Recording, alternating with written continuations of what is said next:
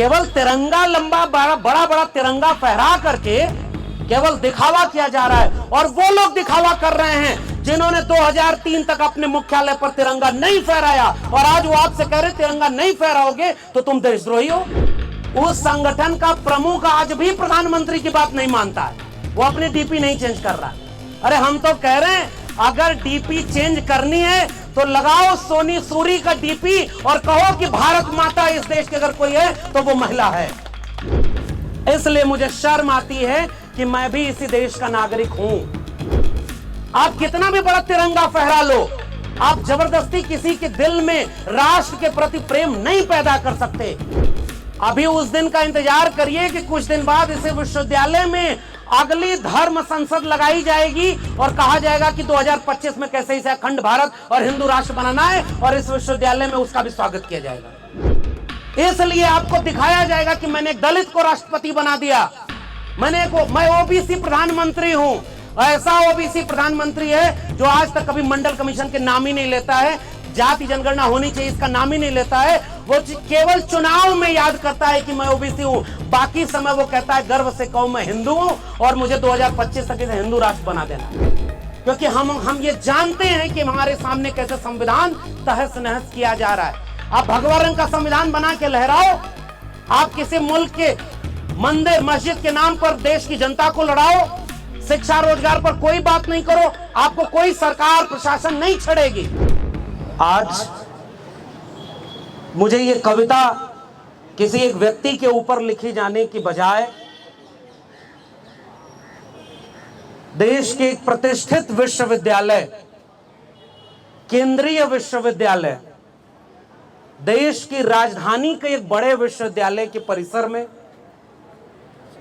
ऐसे देश के एक भूगोल के उपेक्षित कर दिए गए हिस्से, वहां से चल करके जो लोग हमारे बीच में बैठे हैं, मैं एक ऐसे भारत की कल्पना करता और उस पर गर्व करता कि इन लोगों को भी ऐसे विश्वविद्यालयों में पढ़ने का मौका मिला होता, या उस बच्चे को पढ़ने का मौका मिला होता जो कनरम सुरेश है, जिसे आज यहां पर केवल यह पहचान बताने के लिए आना पड़ रहा है कि जिन्होंने मेरी उंगलियां काटी हैं वो गुनहगार नहीं है। और इस सभा में आकर के मुझे लगता है कि एक विश्वविद्यालय होने का मतलब सार्थक हो रहा है जब वहां यह सवाल उठाया जा रहा है कि यह देश किसका है, कौन है इसके नागरिक। और वो लोग यहां पर बैठे हुए हैं जो शायद एक झंडा, एक निशान, एक विचारधारा, एक रंग में पूरे भारत को रंगना चाहते हैं, उनके सामने चुनौती है। और वो आपसे एक सवाल पूछ रहे हैं कि ये भारत हमारा कितना है। मुझे भी गर्व होता है बतौर नागरिक कि आजादी के अमृत महोत्सव मनाए जाने के दौरान इस बात को अब सरकारें आपके सामने कह रही हैं कि आप गर्व करिए कि आप भारत के नागरिक हैं, आप गर्व से तिरंगा फहराइए। जी हां, मुझे गर्व होता है कि हम भारत के नागरिक हैं। इसके लिए किसी सरकार से न तो सर्टिफिकेट की जरूरत है और न किसी सरकार या पार्टी के नेताओं से उस दिशा निर्देश की जरूरत है कि मैं कैसे गर्व करूं। लेकिन इस सभा में, इस आम सभा में खड़े होकर मुझे ऐसा लगता है कि मुझे शर्म आती है कि मैं एक ऐसे देश का नागरिक हूं जहां जुल्म और ज्यादती उस देश को चलाने वाले सत्ता में बैठे निजाम करते हैं और उन्हें कोई सजा नहीं मिलती। मुझे शर्म है इस बात की कि एक राष्ट्र बनने की प्रक्रिया में आपके ऊपर जिम्मेदारी थी कि इस राष्ट्र में जो लोग जुल्म और ज्यादती कर रहे हैं उनसे रक्षा करने के लिए पुलिस और सेना होगी। मगर मुझे शर्म आती है कि यहां वो लोग इस देश के नागरिक बैठे हुए हैं जिनका आरोप है कि उनके ऊपर जुल्म और ज्यादती इस मुल्क की सेना और पुलिस कर रही है। मुझे शर्म आती है इस बात पर कि वो जो सब कुछ दिन के उजाले में होता है उसके बाद भी इस मुल्क के हुक्मरान छोड़िए, आंख पर पट्टी बांध करके एक प्रतीक है ना कि तराजू हाथ में है न्यायपालिका के, जो न्याय करेगी। उस न्याय की कुर्सी पर बैठे हुए लोगों को भी ये नहीं लगता कि ये जुल्म और ज्यादती किसके ऊपर हुई है और किसने किया है। फिर मुझे याद आता है कि ये कोई नया तो नहीं है। आजादी के अमृत महोत्सव मनाए जाने के 75 वर्षों के बीच भी ऐसे मुल्क में लक्ष्मणपुर बाथे भी हुआ, जिसके सारे आरोपियों को बरी कर दिया गया। वहां दलितों की बस्तियां जला दी गई, लेकिन गुनहगार कोई नहीं है। ऐसे मुल्क में शंकर बिगहा हुआ, बेलछी हुआ, नेल्ली का नरसंहार हुआ, कौन जेल में है? वैसे ही बस्तर हो रहा है, वैसे ही गोमपाड़ा के लोग आए हुए हैं और वे भी वही सवाल पूछ रहे हैं कि वो जो 17 लोग मारे गए वो किसकी गोलियों से मारे गए, किसने उन्हें मारा है? और तो और जिन्होंने उस बात के लिए न्याय की उम्मीद की, वही सबसे बड़े गुनहगार बना दिए गए। यानी अब आप न्याय मांगेंगे तो सबसे बड़े गुनहगार आप हैं। इसलिए मुझे शर्म आती है कि मैं भी इसी देश का नागरिक हूं, और चूंकि मैं एक जिम्मेदार नागरिक होना चाहता हूं, इसलिए मैं ये अफसोस के साथ, शर्म के साथ कह रहा हूं कि जी हां, ऐसी भारत के उस इलाके में ये सब हो रहा है जहां आप कभी भारत के नक्शे को अगर बनाएं। हम लोग भी अभी सरोजगिरी बोल रहे थे कि जो सबसे बड़ा इम्तिहान आज भी इस देश में माना जाता है, हम लोग जिस इलाके से आते हैं वहां तो पैदा होते ही लड़कों को कहा जाता है जाओ IAS IPS बनो, सबसे बड़ी नौकरी है।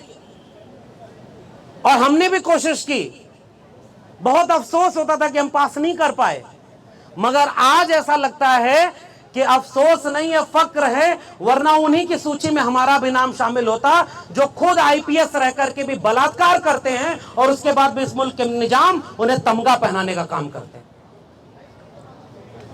ये सबसे बड़ी विडंबना है इस मुल्क की, और इसलिए यह सवाल यहां से पूछा जाना चाहिए कि उसी UPSC की तैयारी करते वक्त हम लोग पढ़ते थे कि आप भारत का नक्शा जब बनाएंगे तो उस भारत के नक्शे में खनिज संपदा का जो इलाका आएगा, जितनी दूर वो खनिज संपदा भारत के नक्शे में अपनी जगह घेरती है, वो सारा इलाका वही इलाका है जहां आदिवासी अपनी जगह रखते हैं। यानी जब तक आदिवासी हैं वहां, तब तक वो खनिज संपदा लूटी नहीं जा सकती। केवल और केवल युद्ध इतना ही है। ये युद्ध एक ऐसे आजाद भारत में उन सभी नागरिकों को उनका हक दिलाने का नहीं है कि हम विकास करने के लिए आपके इलाके में सड़क बनाएंगे और आपका हम विकास करना चाहते हैं। ये कैसा विकास है साहब? आप जिसका विकास करना चाहते हैं वही लोग कहते हैं कि ये हमारा विनाश है। आप किसानों का विकास करना चाह रहे थे, किसान सड़क पर बैठ गए, 713 से ज्यादा किसानों की शहादत होनी पड़ी। उन्होंने कहा जो विकास आप हमारा करना चाहते हैं वो विकास नहीं चाहिए, किसानों को चाहिए ही नहीं, आप उनका जबरदस्ती विकास कर रहे हैं। जैसे हम इसे विश्वविद्यालय परिसर में हैं और यहां एक नई शिक्षा नीति लागू कर दी गई है कि आजादी का अमृत महोत्सव मनाने के दरमियान अब एक नई शिक्षा नीति लागू होगी जो छात्रों, शोधार्थियों और शिक्षकों के जीवन में क्रांतिकारी बदलाव लाएगी। और छात्र, शिक्षक जागरूक, वो कह रहे हैं कि भाई ये हमें नई शिक्षा नीति नहीं चाहिए, ये हमारा विकास नहीं विनाश करने वाली शिक्षा नीति है। कैसा विकास आप करते हैं? और वैसा ही विकास आप कर रहे हैं आदिवासियों के ऊपर कि हम तो सड़क बनाना चाहते हैं। साहब एक बार पूछो तो सही कि आदिवासी मांग क्या रहे हैं। और ये देखिए, जैसे शिक्षकों में भी बहुत सारे शिक्षक प्रोफेसर यहाँ ऐसे हैं ना, जो यहाँ अखंड भारत कैसे बनाया जाए इसका सेमिनार करेंगे, उसके लिए विश्वविद्यालय परिसर में छूट है। और इसी जगह पर अगर इस तरह का कार्यक्रम किया जाएगा तो पुलिस प्रशासन, विश्वविद्यालय वो आपसे कहेगा कि ये विश्वविद्यालय में नहीं हो सकता। अभी उस दिन का इंतजार करिए कि कुछ दिन बाद इस विश्वविद्यालय में अगली धर्म संसद लगाई जाएगी और कहा जाएगा कि 2025 में कैसे इसे अखंड भारत और हिंदू राष्ट्र बनाना है और इस विश्वविद्यालय में उसका भी स्वागत किया जाएगा। इसलिए यहां पर खड़े होकर के मैं ये सवाल पूछता हूं कि जो खनिज संपदा जितनी जगह उस भारत के नक्शे में घेरती है, उतनी जगह तो आदिवासी भी घेरते हैं। और आपका विकास केवल इतना है कि उस जल जंगल जमीन को उनसे छीन लो, उसके लिए भले आदिवासियों को गोली मारनी पड़े, बलात्कार करना पड़े, उनकी बस्तियों को जला देना पड़े, वो सब जायज है। कैसे इस बात पर गर्व कर ले कोई भारत का नागरिक? केवल तिरंगा लंबा बड़ा बड़ा तिरंगा फहरा करके केवल दिखावा किया जा रहा है। और वो लोग दिखावा कर रहे हैं जिन्होंने 2003 तक अपने मुख्यालय पर तिरंगा नहीं फहराया, और आज वो आपसे कह रहे तिरंगा नहीं फहराओगे तो तुम देशद्रोही हो। उस संगठन का प्रमुख आज भी प्रधानमंत्री की बात नहीं मानता है, वो अपनी डीपी नहीं चेंज कर रहा है। अरे हम तो कह रहे हैं अगर डीपी चेंज करनी है तो लगाओ सोनी सूरी का डीपी और कहो कि भारत माता इस देश की अगर कोई है तो वो महिला है। और इसलिए सोनी सूरी की उस बात से मैं अपनी बात जोड़ता हूं, जो किस्सा उन्होंने उस आदिवासी महिला का सुनाया। आप इस बात पर चिंतित नहीं होंगे तो फिर किस बात के आप भारत के नागरिक हैं?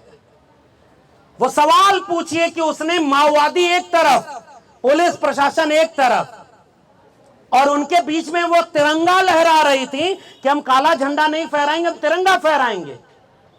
वो एक भरोसे का नाम था ना, वो तिरंगे के प्रति भरोसा था, वो भारत के संविधान पर भरोसा था।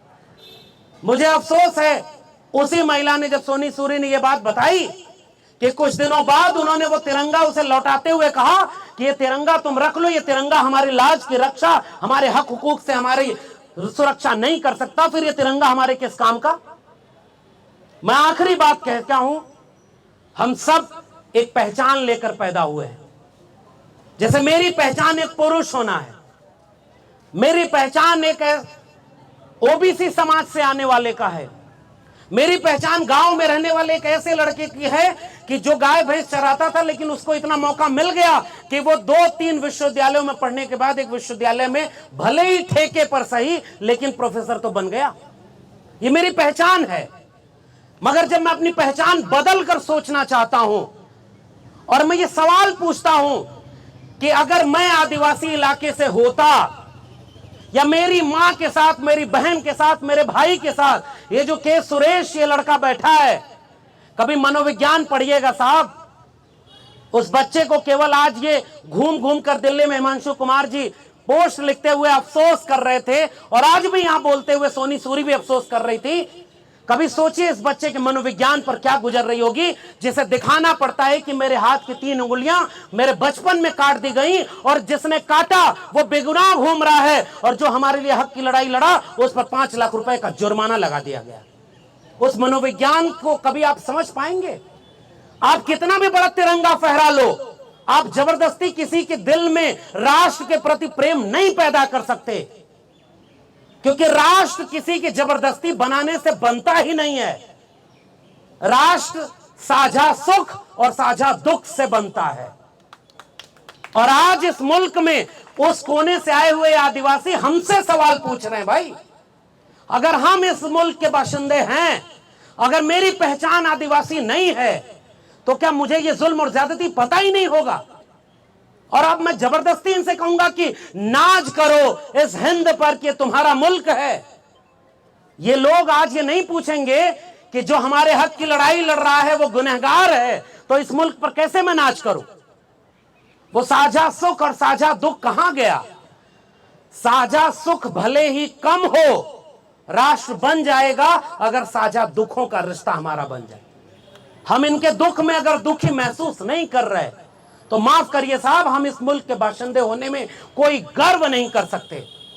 हम बस उस पहचान से आते हैं कि हम दिल्ली विश्वविद्यालय में हम यहां पर पहुंच गए, और अभी नई शिक्षा नीति लागू हो गई है। अब इस मुल्क के किसान, कमेरा जातियों के लोग, उनके बच्चे अब कभी इन विश्वविद्यालय में नहीं पहुंच पाएंगे। यह नया भारत बन रहा है।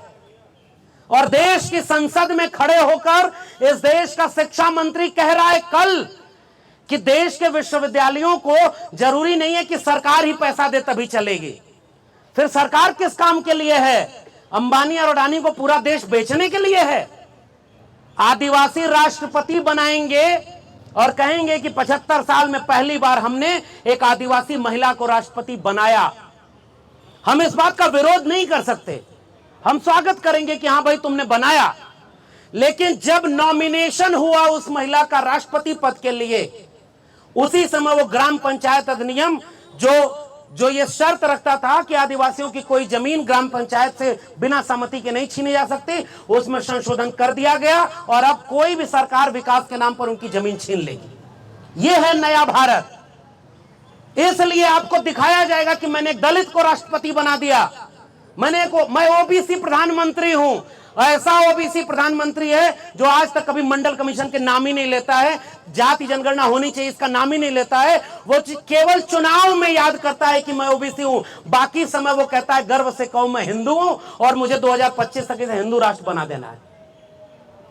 ये कौन सा मुल्क है भाई? मेरा सवाल इस मुल्क के आजादी के 75 वर्ष मनाए जाने के दौरान है, और यह सवाल पूछना कोई भी गुनाह नहीं है, क्योंकि यह हक हमें इस देश का संविधान देता है, जितना बचाए उतना ही। इसलिए मैं केवल यह सवाल पूछ करके वह सवाल करते हुए कि मुझे नहीं पता ये चंद लोग जो यहां पर खड़े हैं उनके बीच से सोनी सूरी या सुरेश या हिमांशु कुमार जो लड़ाई लड़ रहे हैं, या जो ये लोग यहां आए हुए हैं, कभी सोच कर देखिएगा जो बस्तर में हो रहा है क्या वो कश्मीर में नहीं हो रहा है? कौन सा मुल्क है फिर ये? कश्मीर का भारत कौन सा भारत है? नॉर्थ ईस्ट का भारत कौन सा भारत है? वहां पर इरोम शर्मिला जिसने आप सपा के खिलाफ इतनी लड़ाई लड़ी, क्या मिला अंत में उन्हें इस मुल्क में? केवल सेना, मिलिट्री, पुलिस, और पुलिस केवल इसलिए कि आप लोकतांत्रिक मूल्यों की आवाजों को केवल दबाएंगे। माफ करिए साहब, हम एक विश्वविद्यालय के छात्र हो सकते हैं, प्रोफेसर हो सकते हैं, हमारा पेट भरा हुआ है तो हम यहां खड़े हैं। जो रिक्शा चला रहा है, जो ठेला चला रहा है, जो खेती किसानी मजदूरी कर रहा है, उसे तो कई बार पता ही नहीं चल रहा होगा कि इस मुल्क को कैसे बर्बाद किया जा रहा है। इसलिए यह जिम्मेदारी हमारी है, क्योंकि हम ये जानते हैं कि हमारे सामने कैसे संविधान तहस नहस किया जा रहा है। आप भगवा रंग का संविधान बना के लहराओ, आप किसी मुल्क के मंदिर मस्जिद के नाम पर देश की जनता को लड़ाओ, शिक्षा रोजगार पर कोई बात नहीं करो, आपको कोई सरकार प्रशासन नहीं छड़ेगी, आपके ऊपर कोई मुकदमा नहीं होगा, और आप अपने हक की बात करो, आपके ऊपर मुकदमे लगाएंगे और आपको जेल में डालेंगे।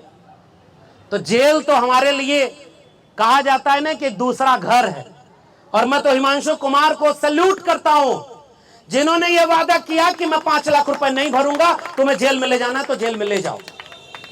हक की लड़ाई में अगर ऐसे ही जेल जाना होता, जेल से डर लगती, अरे जेल से तो वो डरे जिनके पुरखे माफी मांगा करते थे कि जेल से निकाल दो, हमको पेंशन दे दो और हम जीवन भर तुम्हारी दलाली करेंगे।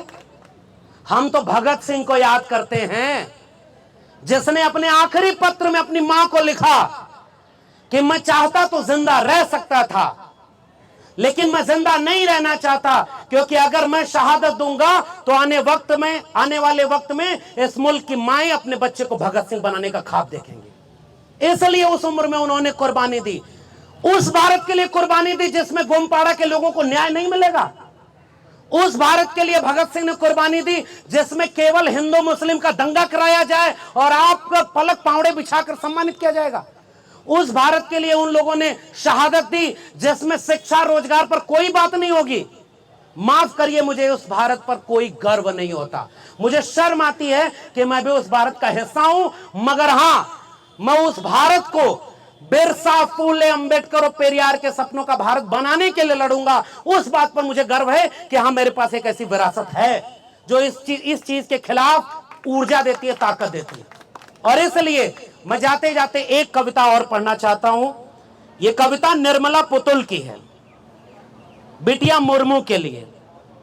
उठो कि अपने अंधेरे के खिलाफ उठो, उठो अपने पीछे चल रही साजिश के खिलाफ, उठो कि तुम जहां हो वहां से उठो, जैसे तूफान से बवंडर उठता है उठती है जैसे राख में दबी चिंगारी।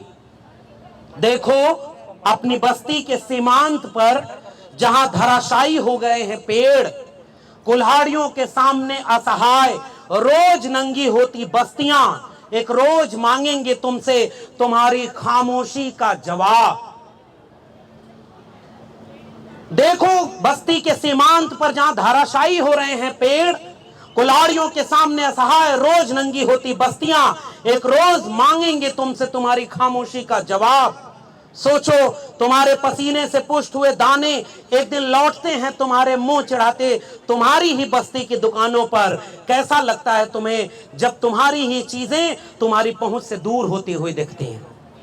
इन सदियों का क्या है, आएंगी जाएंगी। इन सदियों का क्या है, आएंगी जाएंगी। क्या अब भी विश्वास करने लायक बचा है यह समय? तुम्हारे विश्वास की जड़ें आखिर कितनी गहरी हैं? समय के द्वारा लगातार कुतरे जाने के बावजूद क्या वे पाताल में गई हैं? जबकि तुम्हारे हिस्से में भूख और थकान के सिवा एक बेहतर जिंदगी की उम्मीद के शायद कुछ भी नहीं है। विडंबना ही है कि ईश्वर पर सबसे ज्यादा कैसे करती हो विश्वास। उठो बेटिया मुर्मू, तुम्हारे लिए जय भीम, जय मंडल, संविधान जिंदाबाद, उल गुलाम जिंदाबाद, इनकलाब जिंदाबाद।